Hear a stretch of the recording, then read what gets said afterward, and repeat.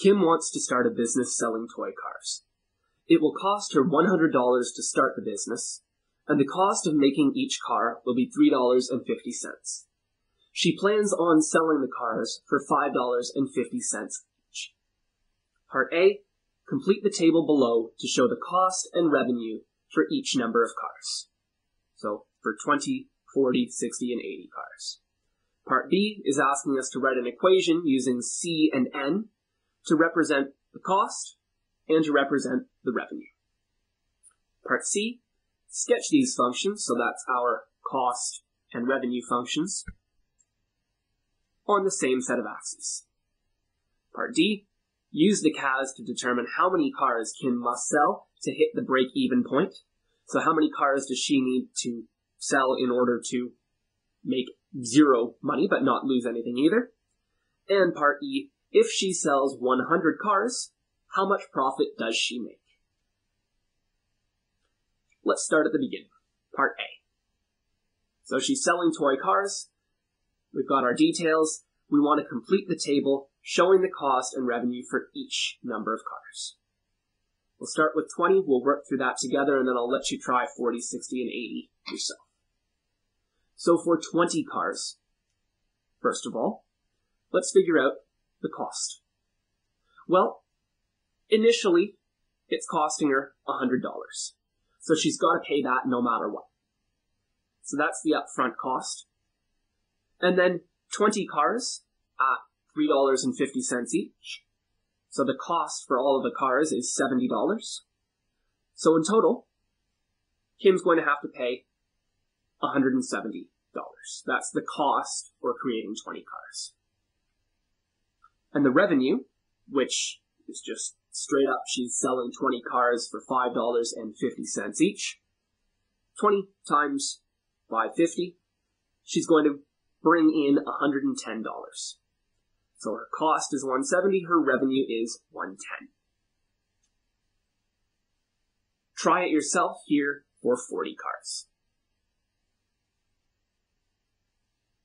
For 40, the initial cost is still $100, and now $40 cars at $350 each. So the car cost is $140. Add those up to get our total cost, $240. So remember, she still has to pay that initial cost. It hasn't changed at all. So $240 cost, the revenue. She's selling 40 at $550 each. Multiply. She's earning back $220. Try 60 and 80 yourself. For 60 cars, you can see the calculations below. The cost is $310 and the revenue is $330. And last but not least, for 80 cars, you can see the calculations there. So she is spending $380 and earning back $440. Part B. Now we calculated all of those individual values by hand, but it's really more useful if we have an equation that we can use, so we don't have to set it up from scratch again and again and again. So I'd like you to try and write an equation using C and using N to represent the cost and to represent the revenue. Give that a go. So for the cost, we've got two things to consider. We've got this $100 and the cost per car. So we have an initial cost of $100 and a unit cost of $350. You'll recall that we said the initial cost, well, that's our y-intercept. And the unit cost is our gradient.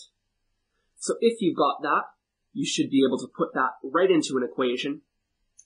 C equals 3.5 or 3.50 times n plus 100.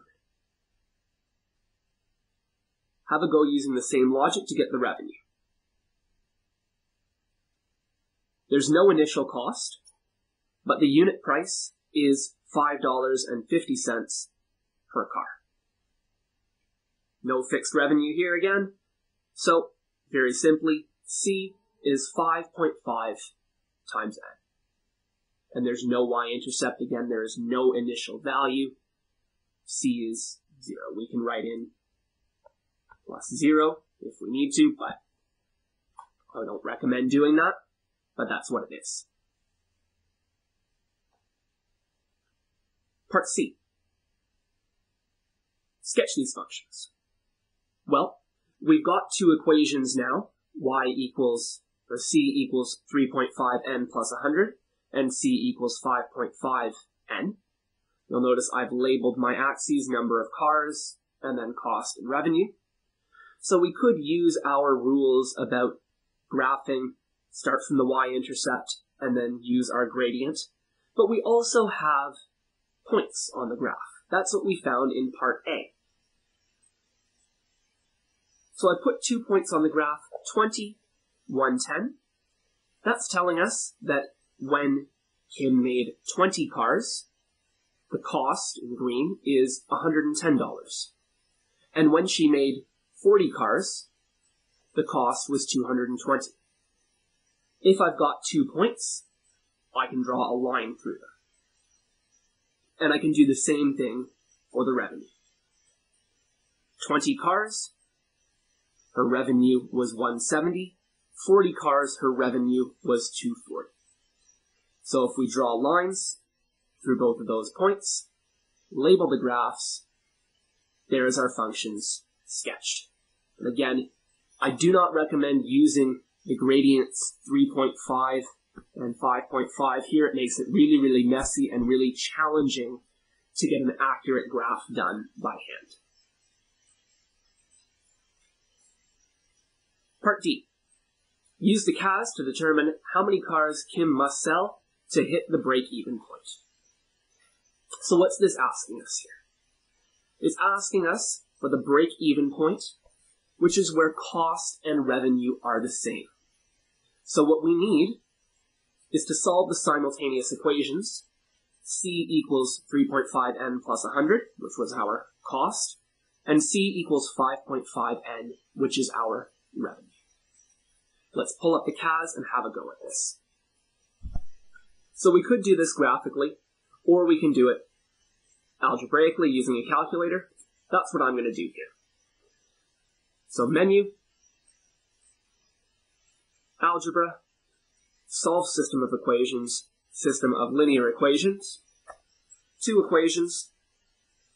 We can use x and y or c and n. It doesn't really matter. I'm going to use n and c.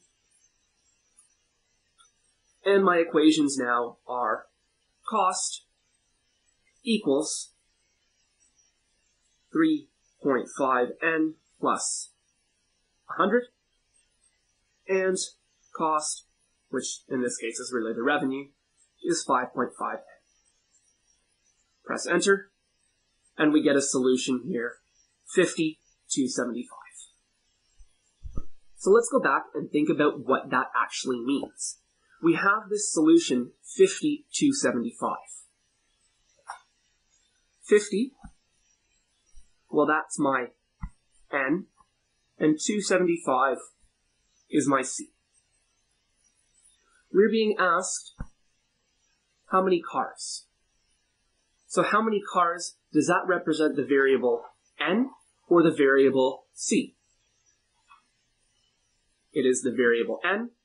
So Kim needs to make and sell 50 cars in order to break even. At 50 cars, the cost is $275, and that's also the revenue. Part E says if she sells 100 cars, how much profit does she make? So how much money is she making if she sells 100 cars? Profit, remember, is revenue minus cost. So let's calculate our revenue and calculate our cost when we have 100 cars. So the cost, I'm using my cost function, and n is 100. Substitute in, calculate. it costs her $450.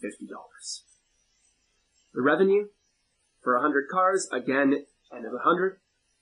Substitute in the cost, in this case the revenue, the total amount is $550. So profit is revenue, $550, minus cost, $450. So she makes a $100 profit if she sells 100 cars.